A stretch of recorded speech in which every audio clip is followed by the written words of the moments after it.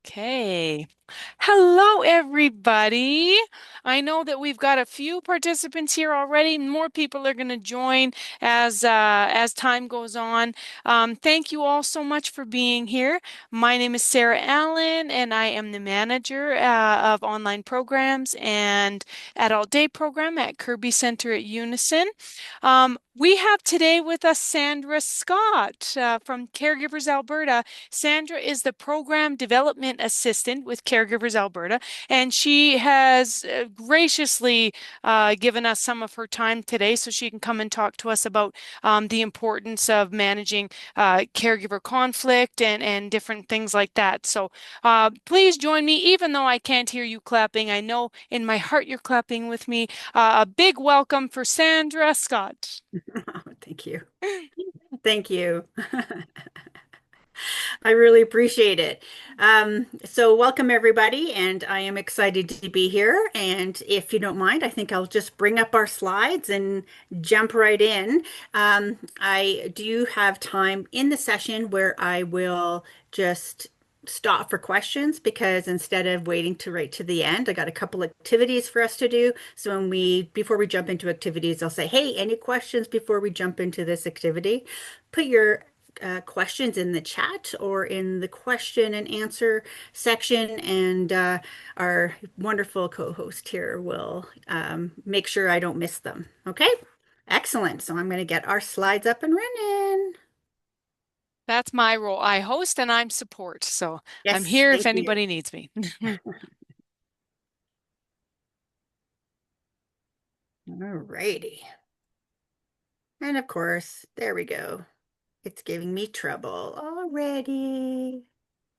I apologize. I had it all set up so pretty. I did. There it is. So, welcome. We are Caregivers Alberta, and I want to thank Unison and Kerby for inviting us here today and talk about caregivers and conflict management. Conflict is frankly just a normal part of human life, but most definitely arises in the caregiving journey. So, we want to make sure that we recognize that and normalize that and hopefully provide some tools and some support as we navigate this journey. Now, Caregivers Alberta is an organization that supports caregivers throughout all of Alberta. So even though our main offices is in Edmonton, we have staff throughout Alberta. We work namely online so that we can reach caregivers throughout the whole province. We have beautiful supports that we can provide to you, and I will talk about them later on in the process so that you can reach out and learn even more about us. So let's dive into caregiving and conflict. So my goals today are to us just to learn some skills to approach conflict and start looking at conflict as an opportunity to learn and try to look at it a little bit more in a more positive light. And when we do that, then we can maybe reduce how stressful it is in our journey. We can do that by enhancing our communication skills, really deal with each other with respect, learning to navigate challenges and be adaptable to change, and then always making sure the relationships are first. So that's preserving and deepening our personal and professional connections. And then it's absolutely important to express your needs effectively and to foster understanding to reduce tension and to create successful outcomes in our situation. It's important to be able to communicate our needs and to um, understand the importance of that. So those are kind of our goals for today. You can let me know at the end if you feel like we've done that. So one of the biggest things I always like to talk about is why do we avoid conflict? Because it's unavoidable. It is part of the human experience.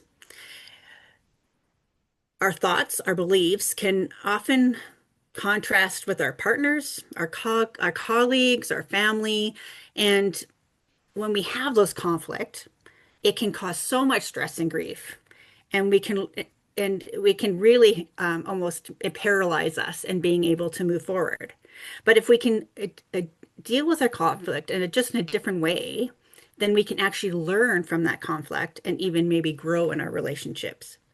So I was wondering, because I know I don't really like, we have our chat there, if everyone would just take a moment and just type in what are some reasons people avoid conflict? Just type them in quickly. Are we getting any people typing in? I don't see anything yet, but I right away, oh, there we go. John, guilt.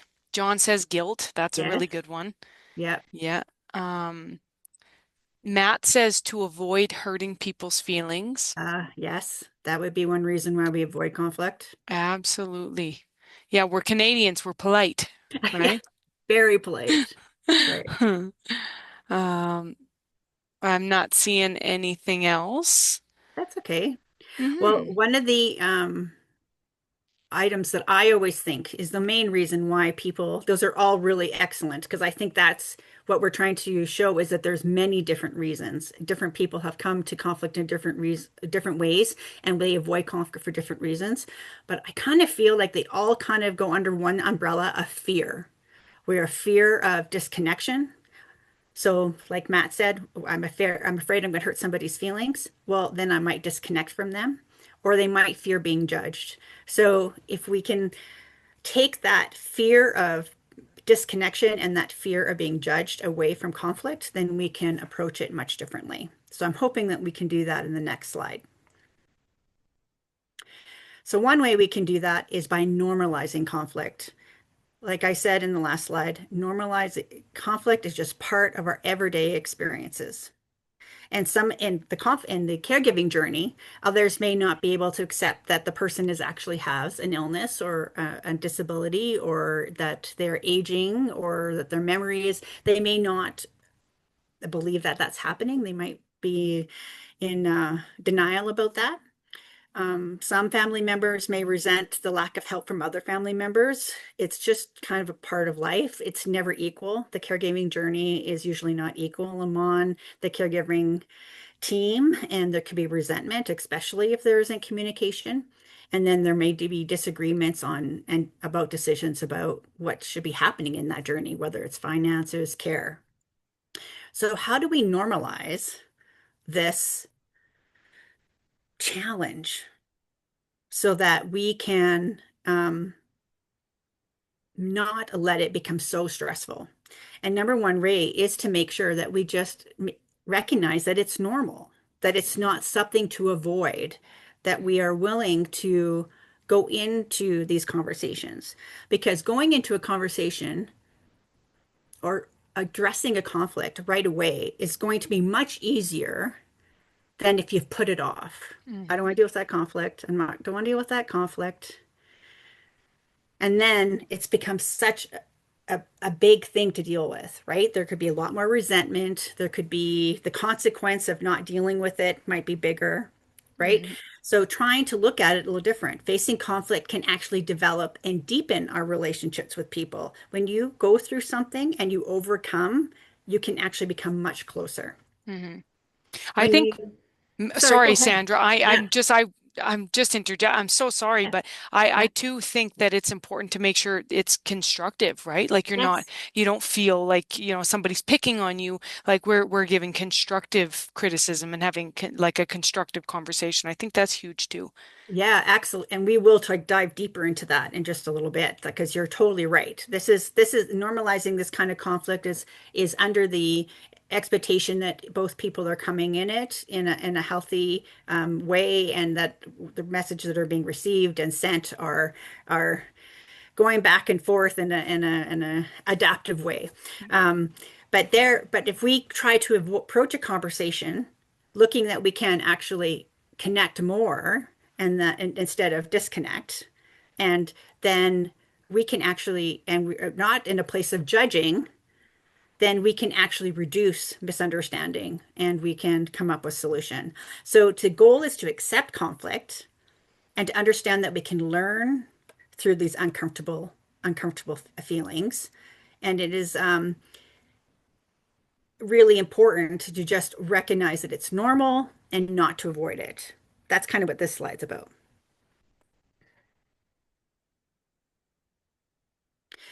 Now, one way of doing that is to look at our growth mindset. So, how we approach our conflict is to look at it in a growth mindset. And this means that we have to look a little bit out of the box. So, we're suggesting that the input from others or generating new and ideas in way of handling things, we're willing to look at other people's ideas and look at things in a different way. So what is a growth mindset? Really, it defines that we don't feel that we're stuck, is what I always like to say. We're not stuck. We can learn new things. You know that saying, dogs can't learn new trick? That doesn't exist. We can learn right up to our last breath. We can always learn. A fixed mindset says, no, I'm done. I can't learn anymore. I just can't do that. A growth mindset recognizes that you have the ability to learn and grow. You can embrace challenges, that you're not afraid of failing, that you're not afraid of judgment. You're not afraid of that loss of contact. Not afraid to try new things, that you're persistent. You're willing to face setbacks and to try again. And I think that some of this has to do with that idea that we remember that the first time we got on a bike, we didn't know how to ride a bike, right? Like we fell off. But for sometimes as adults, we feel like whenever we try something, we should be able to be good at it right away. And that doesn't happen. We have to realize that when we're trying something for the first time, we're probably going to fall off the bike a few times. And that's okay. But if we get up on the bike and we keep on trying, we will master it. And then like bike riding, once you know how to bike ride, you know how to bike ride. So you will master it and you will know how to do it. So a growth mindset is recognizing that you have the ability to master things if you keep on trying over and over again. A growth mindset also has the idea that you can face feedback. And I think that is sometimes difficult because in that conversation, if you don't feel the feedback is coming from a place of empathy and care, then it's hard to take. So if we can take feedback and learn from it and receive it, then that is a growth mindset. And one of my favorite parts about a growth mindset is the idea that you find inspiration in the success of others. I love that. Like if you can find joy and inspiration in the success of your care recipient and the little things that they do, or in other family members that are in the journey with you, then you can avoid resentment. You can avoid conflict when you concentrate on those kind of things. So it does mean thinking about things out of the box and being open to suggestion and input of others. Now, why do we do this? Well, frankly, it really is to manage stress and to prevent and lessen caregiver burnout, because that's really what our goal is. So having this mindset isn't to allow people to push their ideas on you or to be hyper happy, because I've had people say that to me. I can't be positive about everything. No, you can't. This is really about you caring about you. If you can manage your stress, then you can prevent or lessen your chance of caregiver burnout. This really is about taking care of yourself. Looking at possible solutions or coping strategies through a growth mindset can be a way to reduce your stress. People have often asked me, so how do you do that? How do you suddenly develop a growth mindset? Like especially if you've been in a situation that's been challenging for a long time, it's hard to be positive, right? It's hard to switch from this fixed idea that it's never going to get better to yes, it can get better. And I suggest sometimes writing in a journal or talking to a friend and asking some good questions. So some of the good questions I say are, what can I learn from this? Or what did work? And I think one of the biggest questions is, what do I want? Like, what's the goal here? If you don't even know what the goal is, like, what am I working towards? Then how do you know if you're succeeding or not? What did I learn today? Sometimes, what did I learn in the last hour is sometimes all you need to do. And what are some of the things I'm doing that are working? What's working? You know what's really working is that I get up early every morning before my care recipient and make my cup of coffee. That is one of the best things I do every day. You knowing that, knows that you know that you're doing that is something that you will put emphasis on. You will not allow that to go away. Make a choice to never stop doing that, right? And say, okay, is there other times during the day that I can do things like that? Just knowing what you're doing right can help you do more things that you're doing right. Um, what habits must I develop to continue to succeed? So asking some good questions and taking time to ask those good questions, trying to bring in someone that is a supportive friend or someone that's good at providing you feedback. I like something that was said to me a little bit earlier, transparent, like they're willing to tell you the real truth about the matter. And ask them what do you think? What are some of these answers to these questions that will help me change my mindset? So that is the growth mindset. Just I finding promise. reasons to be grateful, right? Yeah, yeah, yeah. Yeah, exactly. I didn't go get into the whole grateful part of the mindset. I can do a whole workshop on gratefulness. That's what I thought immediately. I was Yeah, like, be yeah, grateful for those moments alone where when you said yeah, get up for coffee. yeah, yeah, and are grateful for like being inspired by your caregiver or your care recipient, right? Yes. I'm just so grateful that they were able to do that today, or they were really entertained by the show they watched today and didn't get agitated, right? Like, Yes. yeah, that's being grateful, right? So recognizing those moments. That's exactly right. So one tool that we often share with people is this open mind, ears, and heart. Because if we can approach conflict with love and compassion, it allows us to replace judgment and blame with mutual respect. So again, that trying to remove that fear that we're going to lose connection with people or that we're going to be judged. That's really what we're trying to do. So if we try to come from a place of love and acceptance, if we listen thoughtfully with an empathetic ear during conflict, you can transform clashes into opportunities and compromise.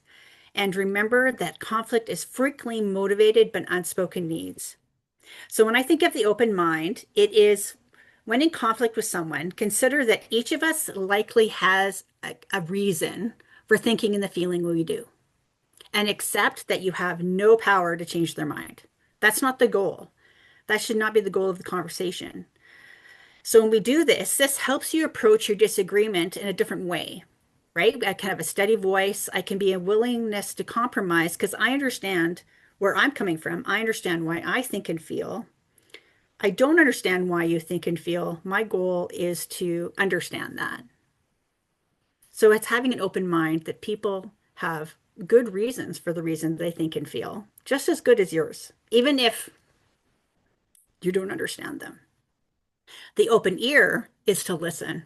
And we could do a whole all day. Actually, we could do a week session probably on listening because listening is not something that is just inherent. Like it really is something to be intentional about and to practice.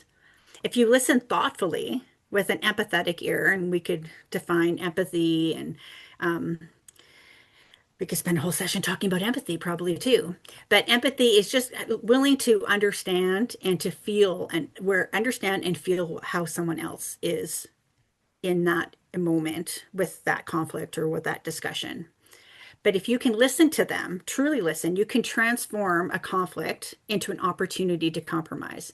And I think we've all probably heard that idea where we have two ears and one mouth, right? So listen, but double the time that you speak to actually listen to understand and not listen to respond. It that's connected with the open mind to understand where they're coming from. What are their compelling reasons to think the way they think? And then the open heart. Have you examined your own thoughts and feelings carefully?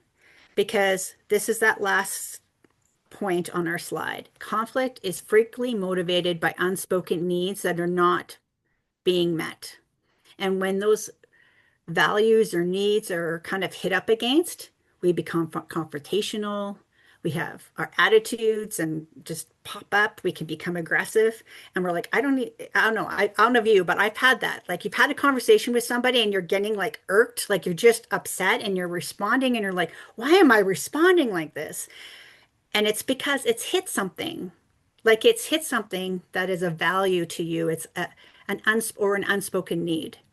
My mom and I have talked about this a little bit. If she ever feels, and she knows, she doesn't mind me sharing this because we've talked about it.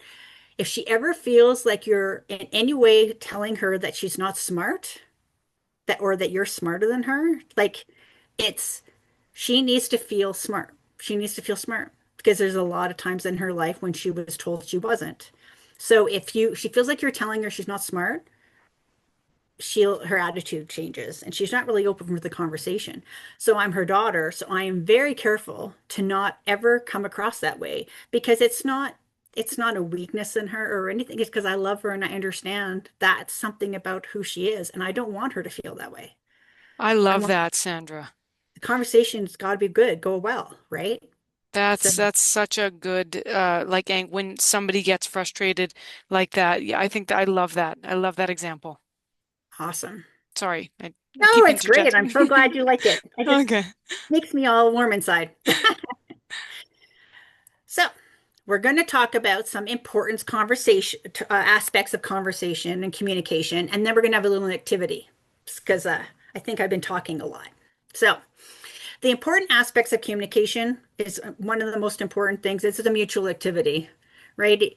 If you're one person's talking and one person's listening, and there's not the ability for things to go back and forth, it's a storytelling. Someone's telling a story. It's not actually communication. Storytelling, there's a place for that, right? I'm not in any way saying we shouldn't be doing that, but a true communication there has to be things going back and forth. It's a mutual activity. And I hadn't heard this before. I came to Caregivers and I saw this in some of the work that they were presenting and saying messages aren't good or bad.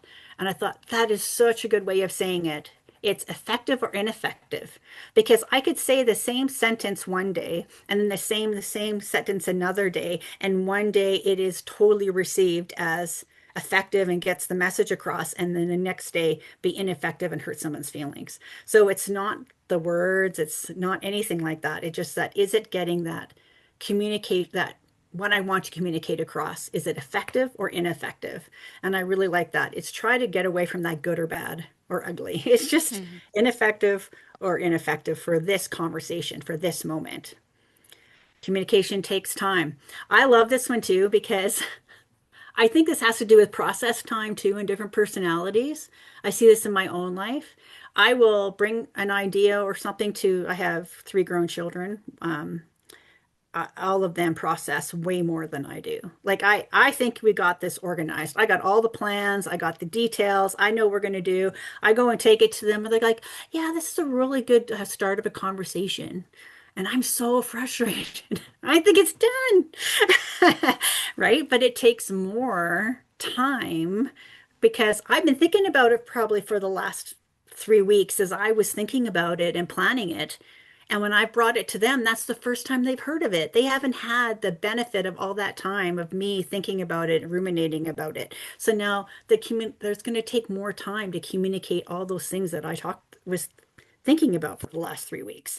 So communication takes time, and that can be frustrating. It's dynamic and ever changing, never stays the same. I think I said that a little bit earlier.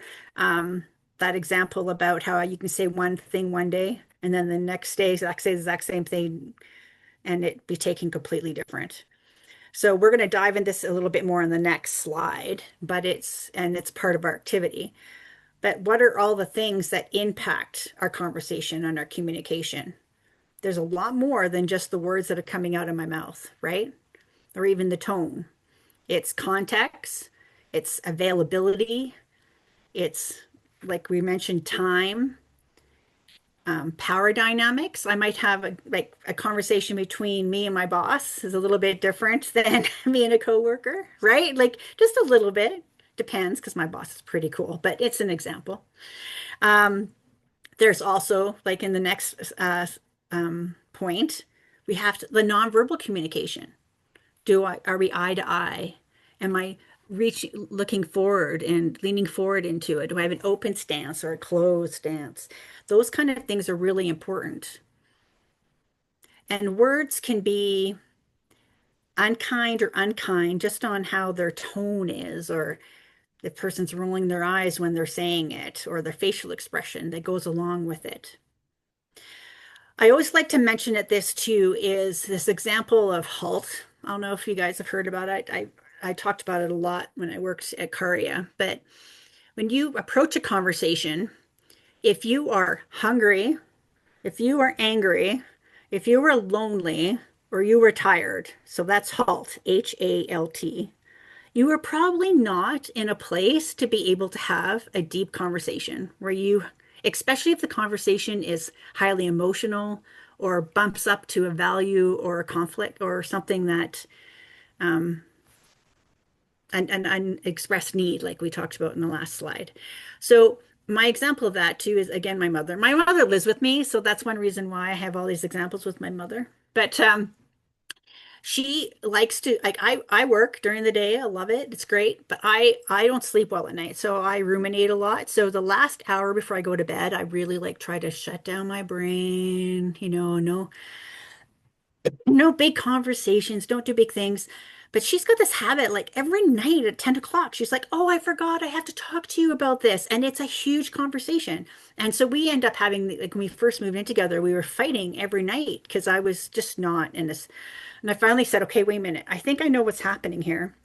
And I think like these conversations are important. Like they're important.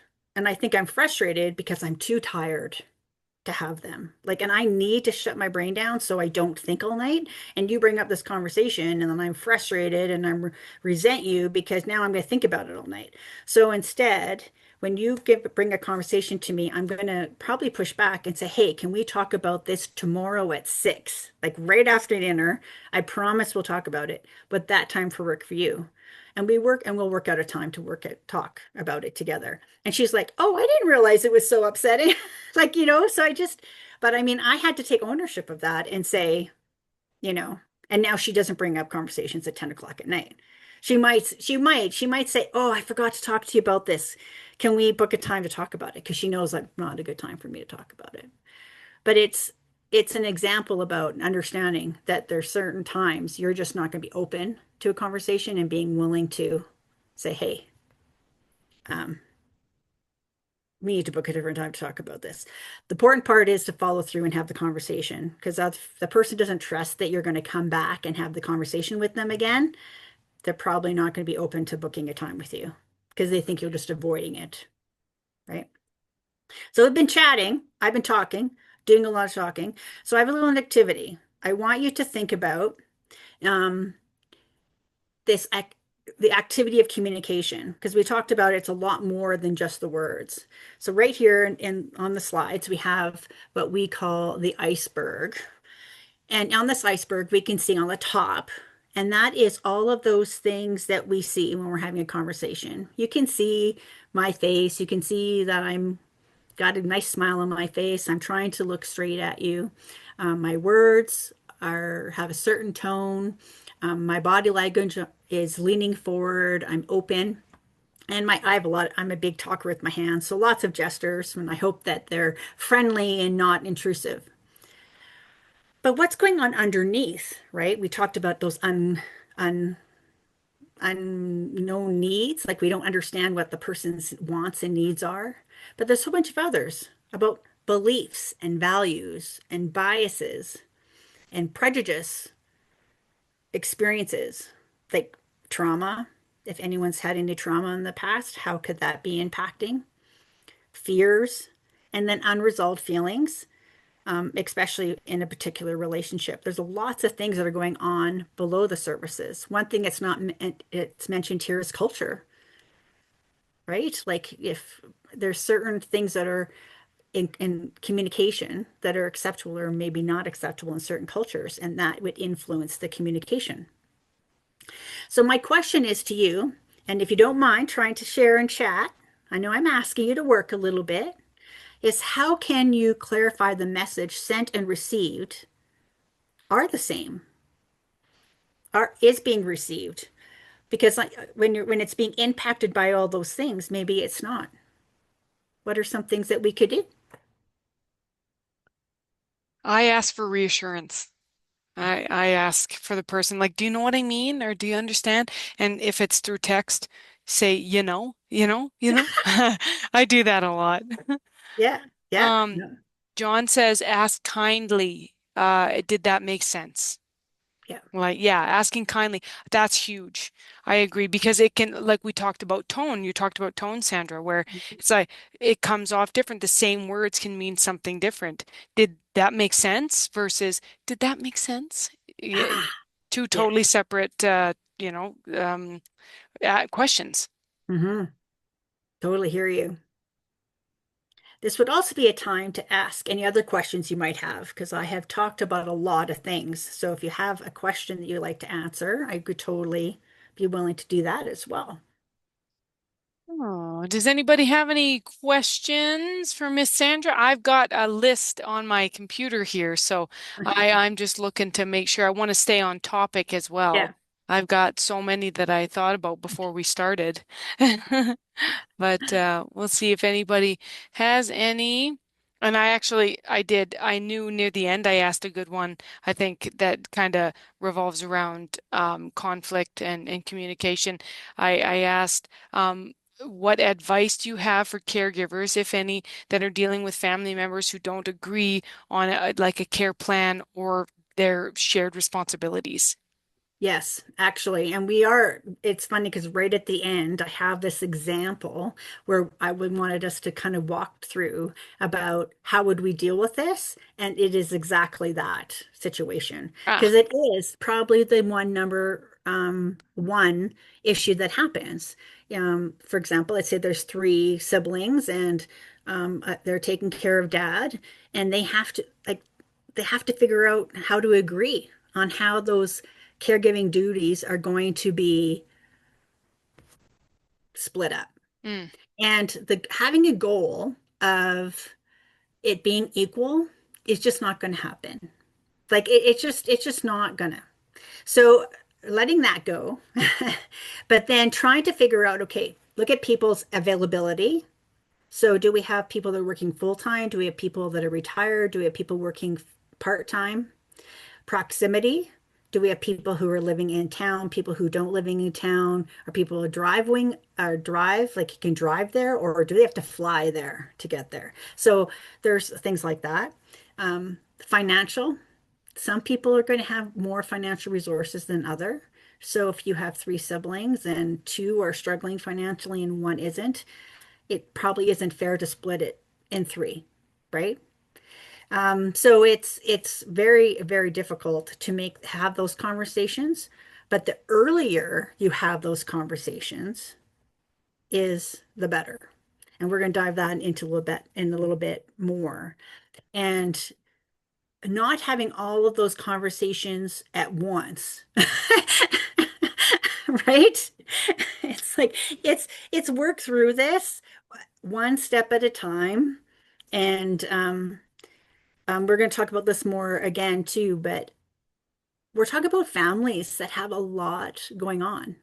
So if there's already some underlying conflict or a resentment that's there before this happens, it's hard to put that aside and deal with this caregiving journey as a separate identity, right? Like those other conflicts, those other underlying issues can easily just slide in there, and then you're just continuing that dynamic instead of dealing with the conflict, and that's only going to hurt the care recipient, and the family dynamic more. So sometimes you have to bring in outside help. It's just suggested, bring in a counselor, a mediator, a social worker to help put to not like you don't have to forgive the person or forget that there's past things, but learn how to put them aside in order to discuss the caregiving journey items. So sometimes you need to bring a professional in too. Yeah. So that would be my answer to that question, but we will dive down a little bit more into that in a little bit. I love that. And I Yeah. just realized it's Jonna. It's not John. I just looked and I'm like, oh, it's Oh, it's my Donna. Jonna. Hi, Jonna. Hi, Donna. Oh, goodness. That's actually funny. I know, all of a Okay. sudden that was like her whole name. I'm like, oh my God, I feel sheepish. That's why it was such a good question. Yeah, exactly. Yeah, it's all making sense. Okay, well then I'll have us move on. Yeah.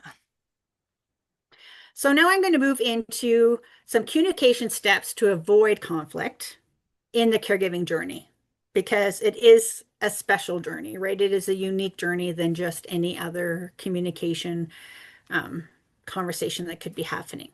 So some of the things I want to talk about are ask your loved one how they want to age and have that in place before they can't communicate that, and to respect your loved one's wishes, making adjustments and how you do that, introducing changes slowly, presenting a united front, and then putting the relationship first. So those are the topics I'm going to kind of talk to you in the next few slides.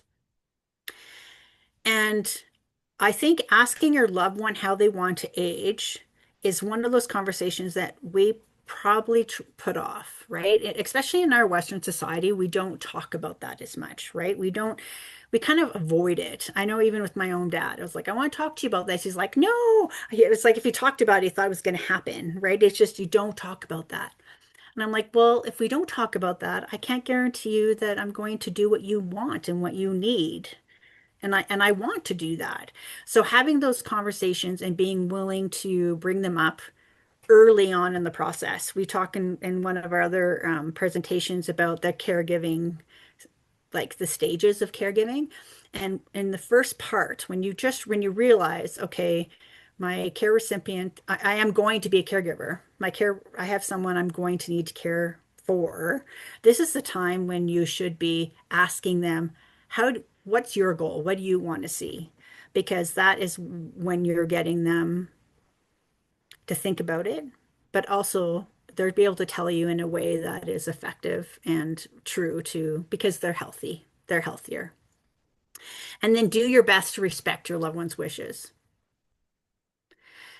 This is the time to bring in those professionals. And like I said, you don't have to do it all at once. Just do a little bit at a time. Maybe it's financial, medical, legal, getting your power of attorney, your attorney power attorneys done, the green sleeve, your power directives, getting some of those things done in the beginning of the process reduces that conflict later, right? Like doing the conflict before it has to happen. Do make going through some of those difficult processes before it's an emergency will reduce the stress and reduce the conflict. And let your loved one make as many decisions, that's the care recipient, as they can. Let them be involved in the process as much as possible. That shows respect, agency, dignity. It makes you feel good, it makes them feel good. Um, and it isn't easy. It isn't easy to look at approaching things before they happen because like my dad used to say, no, but then it's going to make it happen. It doesn't.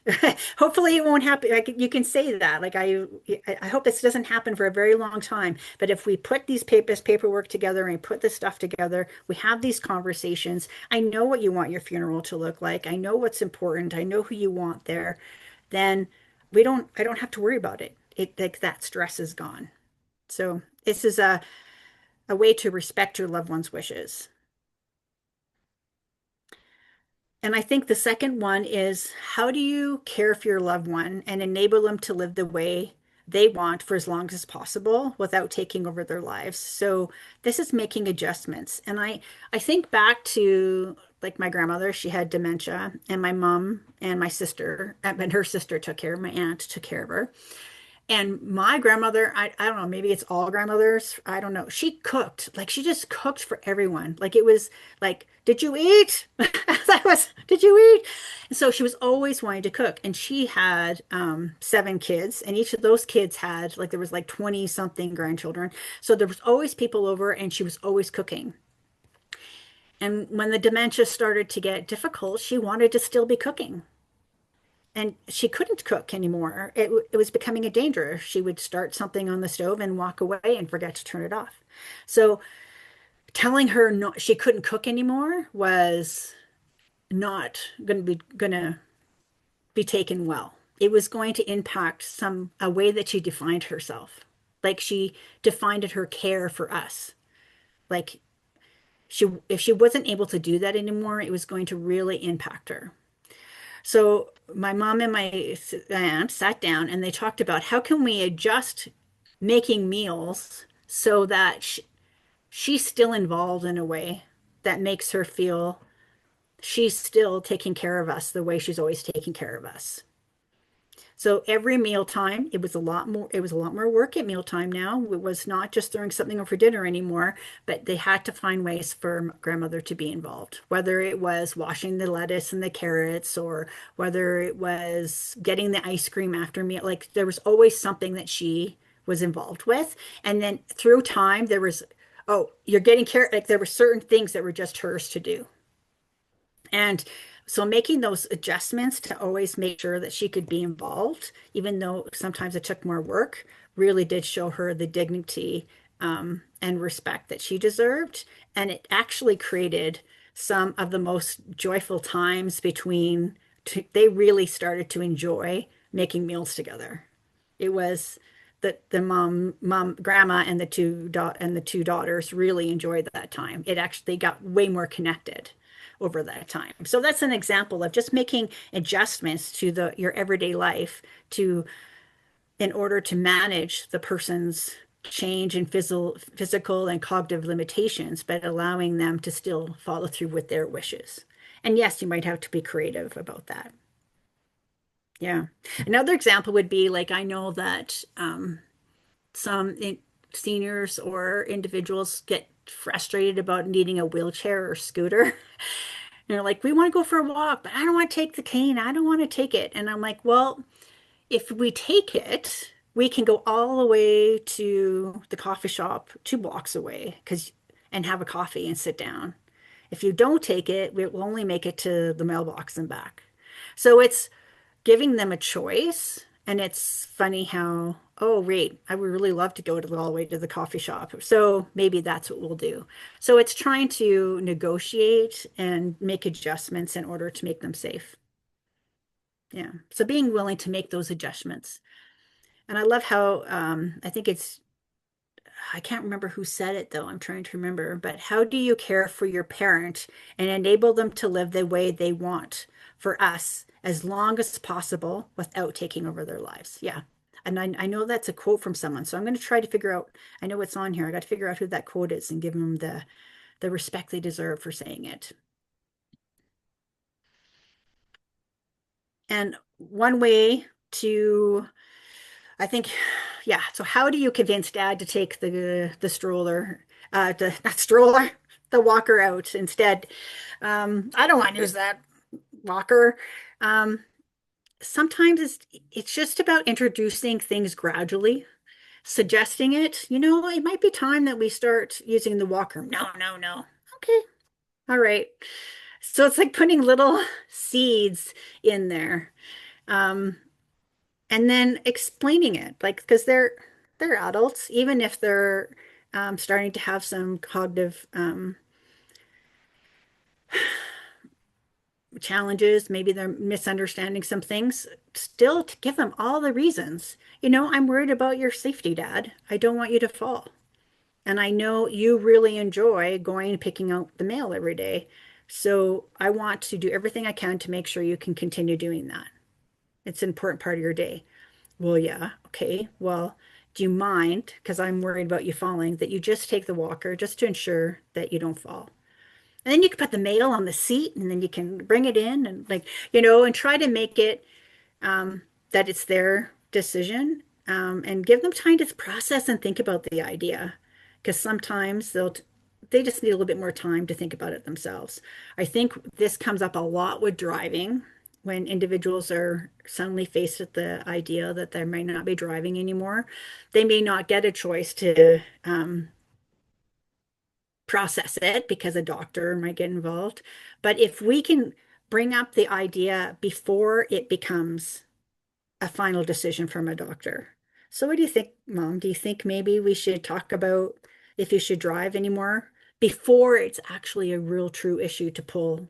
Because then they have time to process it and it's not really a surprise and it's not as stressful and not as traumatic. So that's just allowing changes to happen slowly. And it's not about forcing things on people, but it is helping them just come to terms with really the changes that are happening, whether they like it or not, right? So,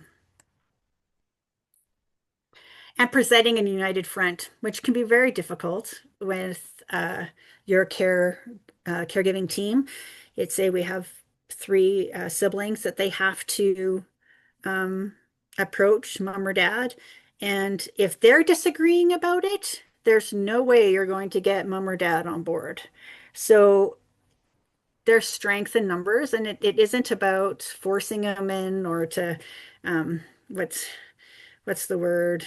Like anyway, I've lost the word I was going to use, but it's a really about just, oh, you all think that way? Well, maybe it is important, right? Like it's not about forcing something that they're not ready for. But really, if parent siblings are fighting about it, it just causes so much more stress. How do you do that? Maybe you three siblings have to meet away from mom and dad and have this conversation beforehand. How are we going to approach this? Do we all agree this is what's going to happen? Right? Can we do that? We can't yet? Okay, then it's wait. It's wait. It's make sure we're going to push this through. We're going to push through this change when we all agree because we don't want to have a conflict. So it's having those difficult conversations before to avoid speaking with in one voice and to overcome that parent's resistant and doing it gently and in a way to avoid conflict, not to push something on somebody that they're not ready for. Because I still, like we said before, we still have to give mom or dad time to adjust as well. But having that conversation with the caregiving team and coming as a united front is important. This kind of reminds me of parenting too. You know, if mom goes to mom and say, "Hey, can I go to the party?" And mom says no, and you go to dad, "Dad, can I go to the party?" What'd your mom say? Right? Like you just that united front is important to avoid the conflict in the whole process. And I think this is kind of the most important. The relationship is first. Never let conflict change the whole relationship. And I think that can be really difficult. So engage your loved one where they're at. So early on in the journey, they're might be able to have deep conversations about what's happening next and have them very apt involved in all the decision making as the caregiving journey goes, depending on if it's a physical or mental or cognitive changes are happening. They may not be able to be involved with all that decision making. But again, like we said before, we're letting them be involved at the level that they can. And they might show emotional dysregulation. They might be frustrated. And that is hard to take as a caregiver. And you can have boundaries, but you also have to understand that some of it might have to do with what their diagnosis is. So, how can you engage your loved one where they're at in this caregiving journey and not allow it to impact the whole relationship? One is do fun things together. So, yes, there's times when, I don't know, I can think of bath time, trying to get, I can think even with my kids, getting them to have bath time when they were, have to have bath time. It was like an aggressive time. I was always fighting. But I didn't let that conflict impact the rest of our day. We still could, after the bath, and we finally got into bed, we could have connection time and reading time. And it didn't, like that conflict didn't impact our whole relationship. And that is kind of the same thing that we're recommending here. So discover fun things together that have to do with the level of your caregiver, care recipient's ability. Can they go for a walk? Can they do an art project? Is adult coloring something you like to do together? I know with my grandmother, I don't think I've done so many puzzles. Like puzzles, sitting around doing puzzles was one of her favorite things.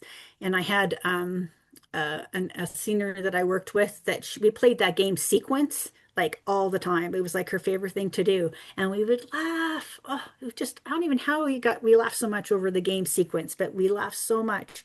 So I was being always making sure to find there was just as many fun things that we were doing as there was sometimes dealing with some of those difficult conversations and difficult times.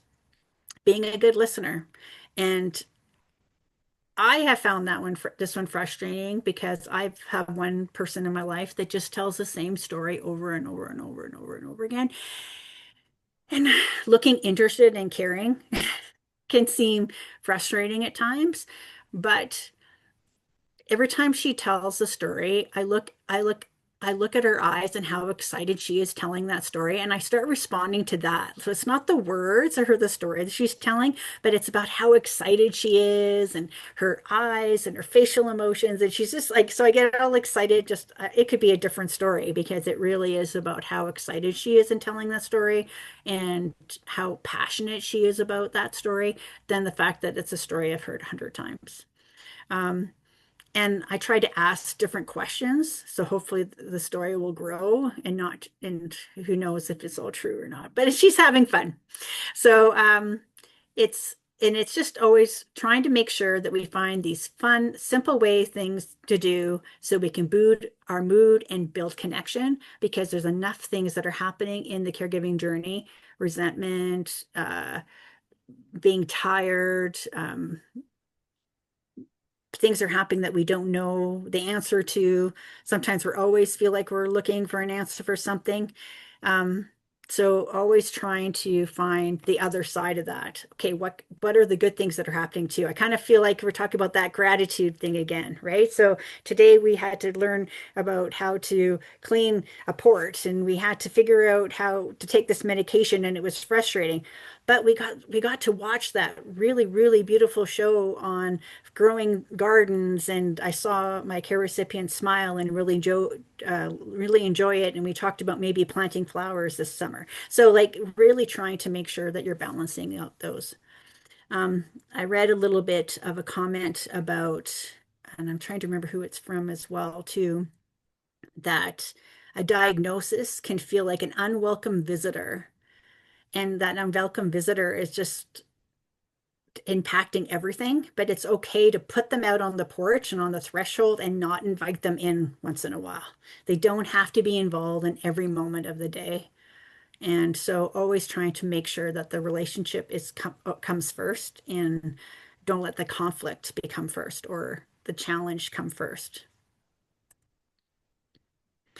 And one way we do with that is how we plan ahead. And I talked about that a little bit already about what are some of the things we can do now before it becomes a huge challenge if something has to be done in a week, right? So planwellguide.com is a website you can go to, and they have some workbooks that you can use, and these workbooks can help you work through what are some of the medical and financial concerns that you can deal with ahead of time, and what are some of the things that you can do. And there's some really very concise and step-by-step workbooks that you can use.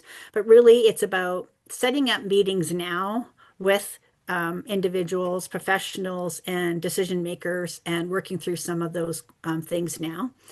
Um, and putting those wishes down in writing, even if it doesn't have to be like a document with people signed and, you know, lawyers involved, but having some of those decisions and ideas that you want done in writing can help you can pull out. Well, remember when we had that conversation 2 years ago with mom and she wanted this, remember? Oh, yeah, yeah, yeah. So it's not to be mean, but it's just to avoid those conversations. And it's important to try to find ways to make sure that certain family members don't feel left out. Because I know I love to talk. So if I'm in a meeting, I'm going to put my hand up and I'm going to say, hey, this is what I want. But as a facilitator, like if we were in a room, I could see who was really interested in what I was talking about and who maybe was drifting off. And if I notice the person drifting off, I might actually reach out to them and say, hey, I can see that maybe you haven't had a chance to really express what you would like to. Is there anything like you want to add before we go on? I would notice that. And so it'd be really good if we could do that as a family members too. If we know, like everybody's been having their 2 cents, but Aunt Joan over there hasn't said anything. Maybe we should ask her before we make our final decision. And one way is to figure out how to stay in touch. I know with us, we have a family chat. So it's we actually call it Caregivers for David, and everybody um, is in there because then we can get to each other really quickly. So, and when we're all technology savvy, so that works, right? Not everybody might like the group chat thing, but it is one thing we do. Maybe having a meeting once a month or once a quarter, and it could be in person. It could be just, let's go out for dinner every couple months and have a conversation and figure out how we want to move forward. Some of the things to talk about. What factors are important to talk about? Because typically one person is the main caregiver. Like, yes, you are the main caregiver. So anything that has to do with getting him to and from appointments, anything under $1,000, just go do. You don't need to bring it back to us, right? Like have some of those conversations, and that can be difficult, right? But how do you prefer to communicate? I like the chat. The chat's fine by me, but if it's more important, if the chat's good for simple things, but if it really is a deep conversation about what's the next step we're going to take in treatment, maybe that needs to be on the phone. Maybe we need to do that in person. And then stick to it because then that can alleviate conflict. Because we can plan, because I am a planner, but one reason I plan is to have margin for all the things I can't plan for, because that is guaranteed, because it's not ever going to go the way that we plan, right? But isn't there saying plans are for those, I don't know. But anyway, we can guarantee that it's not going to go exactly as we planned. So if we plan, we'll have margin, we'll have time, we'll have space, we'll have energy to deal with those things that come up and surprise us. And this, I think, is so important, is consider outside help. So help for a caregiver or help for the caregiver team. And there's a lot of barriers why individuals may not consider outside help. And we're going to do another little activity in just a second about um, before we sign off, because I know we're almost at the end here. Um, because there's a lot of barriers to why people, and that could be culture, that could be, but isn't that my job as wife? Isn't that my job as child? There's my values, expectation. There's a lot of reasons that why people may not ask for help, but there's no shame in for asking help and bringing in experts. And Caregivers Alberta is one of those. We can help you identify resources. We can help you connect with others that are in similar situations, and you can be peer support to each other. And sometimes, and I said I brought that in a little bit earlier, it's important if you have unresolved conflict from before, bringing in a specialist like a counselor or social worker or something like that could be really beneficial to help you navigate some of those challenges. Sorry, I talked to some guys talking and I just realized it's almost 2. That's So okay. I wanted to say too, Sandra, I'll interject there for a sec just to say that as the manager of the adult day program, I've given so many caregivers in our program, Caregivers Alberta resources and numbers to reach out to because I see that burnout as well. So, yeah. yeah. So I know we're just coming right up to 2 here. I just didn't realize how fast this would go, but That means you're having fun. yeah, it Yeah. is. But the activity that I was going to maybe suggest is because they're like, how do I ask someone for help? And I think sometimes it's like a muscle, like you have to practice, especially if it's not something you're used to. So this is a little worksheet you can use where you can say, these are 3 people I can identify in my life that I know that are there. And what are some things I can ask them? So I wanted to do the same activity for myself. So I thought like I'm a caregiver for my son, David. He's 27-year-old adult. He's a cancer survivor and has some long-term consequences from that. So we're so glad he's here and he's my hero. He's awesome. But we do have to provide him support. And but I also live with my mother, who is a senior, and I don't know who's caregiver there. She pretty much takes care of me too. But I was thinking about who are the people in my life, and actually, I have a neighbor downstairs, and he is 73-year-old. I call him Downstairs Dave, and the reason I call him Downstairs Dave because my son is David too, so you can tell them the difference. And I thought he's someone in my life, but how could he help me if I needed help? Like, I don't know. And then I remembered that sometimes my mom has her medication delivered and it cannot be just dropped off, right? And we're not home all the time. And a couple times they have come to drop it off, we're not home, and then they've had to leave, right? There has to be somebody to sign for it. He's always home. So what if I made him someone that the medication could be dropped off to? Right? That's a simple thing, but it really would save me time from having to go pick it up if we ever miss the drop off. Right? So it's just an activity to walk through and see, identify three people in your life that are in your life, and what are three simple tasks that they could do to help me. And practice that because we have to kind of remove that stigmatized idea that we're shouldn't be asking for help because having help, even if it's just little simple things, can really make a huge difference in us avoiding burnout. Many caregivers report that they don't ask for help.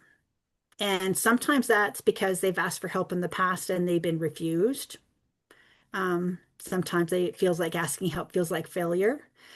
But we suggest that it doesn't matter if you're a new caregiver or a seasoned caregiver, it's important to find ways to ask and receive help. It's one of the biggest things you can do to a gift for yourself. But I don't want us to be here too long. So look at me, I way too much stuff here. Better to have too much than not enough, Sandra. So really, I wanted to go through today and say, how do you negotiate conflict? One was look at as an opportunity, right? Using that open mind, heart, and ears um, tool that I suggested with an open mind. So conflict is normal, and to start conversations before they become a huge problem. Don't wait and plan ahead and have those difficult conversations looking at what are those caregiving responsibilities based on availability, skills, and common sense, and revisit them throughout the journey. Just because you have made a decision in 2023 about how these things are going to be split up doesn't mean 2024 and 2025 it's still okay because the caregiver life may change as well. Their physical or mental or responsibilities may change throughout this journey as well. The caregiver's needs change. So it's important to have those conversations multiple times throughout the journey. Put the relationship first, ask for help, and take care of your needs. So the topic we forgot, or we didn't forget, just like ran out of time, is to take care of your needs. Mm. It's okay. Like think about that. You are more than just the caregiver. Like you are more than just that. You're a son, a daughter, a wife, a husband, uh, a quilter, a crocheter, a motorcycle lover. There's lots of things about you, and you have to try to keep those things part of your identity because one day you may not be in that caregiver role, and we want you to have a life to jump back into where you are still defined and you know who you are. I've heard it so many times. I lost myself in that parenting journey. I lost myself in that caregiver journey. I don't know who I am anymore. And so we want to try to make that not happen. And I missed those two slides, so I apologize. No worries. I mean, we can't be here for hours and hours on end. Otherwise, if we could, we would. But I get it. You gotta pick and choose kind of what you talk about. And just talking about this, I know we're coming to Q&A, so that's why I put my hand up to say that I just had a question as like a program manager. When I have clients and caregivers that have like conflict, I've dealt with that quite a few times. What would you say is the best approach for me to support both of them while making them both feel valued? Because that's been an issue that I've dealt with more than once since I've been the manager of the adult day program. Just those very different views and almost like you can hear the resentment in the caregiver's voice Mm. and yeah. So I just how do you what's your recommendation for me to be able to support both sides without feeling like I'm choosing one or the other? Yeah, yeah, that can feel frustrating, right? Yeah. I think conflict ultimately is people don't feel they're being heard, or they feel like their opinion or ideas or feelings are just being told or silly or not important, right? So giving each person time to vent, to express their opinion and why they feel what they feel and why they think what they think, asking good questions to have them express that and just let them talk. And I know that sounds hard to do. I think especially sometimes for women, because especially if we've been mothers, because we always feel like we're supposed to be providing, like, oh yeah, do this, right? But if you give time to just people to sit in what they want to say, um, and it's okay to say, I don't have a solution for this. I just really want you to know that you're heard and that I hear you and that I know this is frustrating for you and that's okay. And I want to be here for you. Is there anything else you want to tell me about this? I love Right? that because that circles right back around to that first slide, listening, Yeah. right? So yeah, absolutely. I love that. And that is what I've done, but I wondered if you had any other Yeah. suggestions for me. Yeah. Yeah. And if you're seeing, if you're seeing that one person is being more aggressive or, you know, because it's okay to put out boundaries, right? It's okay to say, I can see you're frustrated. I can see that you're emotional. But I'm wondering if there's a way that you can tell me about what's going on for you without yelling, without raising your voice, without using those type of words. Yeah. Because it's hard for me to hear what you're saying because all I see is the emotion. Oh, I love that. Thank Yeah. you, Sandra. I appreciate that. That's good. I like that. Just collect, right? Because all I see is that emotion. I love that. I'm Yeah. gonna carry that with And me. it's okay. That emotion's okay, but Yeah. I can't hear you because of it. Yeah. Yeah. Oh, I Yeah. love that. Yeah. All It's right. Anybody else? Joanna, any questions? That, yeah. Nope. We covered it all, Sandra. Oh, well Well, I then, do thank you. I do have our slide here just with our phone number and our support at Caregivers Alberta, but you can also visit our website or our Eventbrite or our YouTube. And just want to thank you for giving us the opportunity to chat here because there's so many caregivers out there, and every chance that we have the ability to reach out and even reach one more caregiver and provide them support, then it's worth the work that we do because they're that's the right. backbone of the families in our community. So, I agree. And thank you guys all at Caregivers Alberta for everything that you do. You're definitely a resource that I use almost daily, for sure weekly. So thank you all so much. Thank you everybody for coming. Thank you, Sandra, for your time. You guys all take care and come on back. We're going to do this again. So come watch some more videos. We got lots of education pieces, and we're definitely going to welcome Caregivers Alberta back in the future. So. okay, thank Thank you you. so much. Bye, everybody. Bye.